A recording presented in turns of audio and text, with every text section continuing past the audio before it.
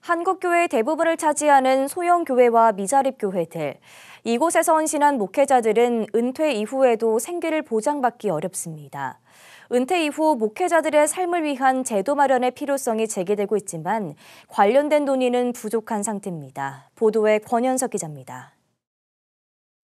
한국교회 고질병으로 지목되어 온 목회자 은퇴 문제.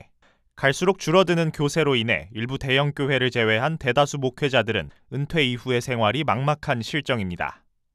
주요 교단들 중에선 은퇴 목회자를 위한 연금인 응급제도를 운영하는 곳도 있지만 계속해서 지급률을 삭감하는 추세인데다 운영의 투명성을 놓고 교단 내 잡음도 많습니다.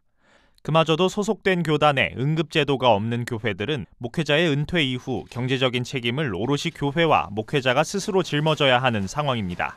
목회자들의 은퇴 보수 제도가 필요하다는 지적이 계속되는 이유지만 관련 논의에는 진전이 부족한 상태입니다. 목회자와 교회 상호 간의 합의가 필수적일 텐데 적정한 목회자 은퇴 보수가 뭐냐가 없는 거예요. 이 기준이 없다라는 게 제일 문제입니다. 목회자의 은퇴 보수가 당연한 권리인가 아니면 상황에 따라 줄 수도 있고 안 줄 수도 있는 예우인가 이것조차 합의가 안 돼 있고 말을 꺼낼 수 있는 상황도 안 됩니다.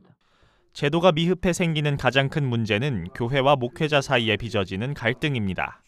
목회자 은퇴 관련 사례 연구를 진행한 기독교 윤리 실천 운동에 따르면 재정이 부족한 대다수 교회의 경우 목회자가 은퇴한 이후 일방적으로 희생을 감내하거나 은퇴 보수를 놓고 교회와 갈등을 빚는 것으로 드러났습니다.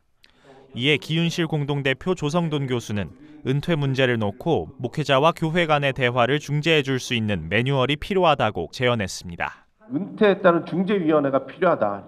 당사자들끼리 해결하는 게 아니라 좀 중간에서 이걸 좀 중재해 줬으면 좋겠다. 제일 중요한 건 관계인 것 같습니다. 특히 무리함으로 인해 가지고 이 교회가 관계가 깨지고 결국 교회도 깨지고 하는 마음이 없었으면 좋겠습니다. 한편 기윤실은 노회가 새로 등록한 전도사에게 보험과 청약을 보장해주는 방안 등 노회 제도 개선에 대한 조언도 더했습니다. 또 은퇴 이후 목회자들에게 새로운 직업을 가질 수 있도록 교육을 제공하는 등 교단 차원의 인식 개선 교육이 필요하다고 덧붙였습니다. 구티비 뉴스 권현석입니다.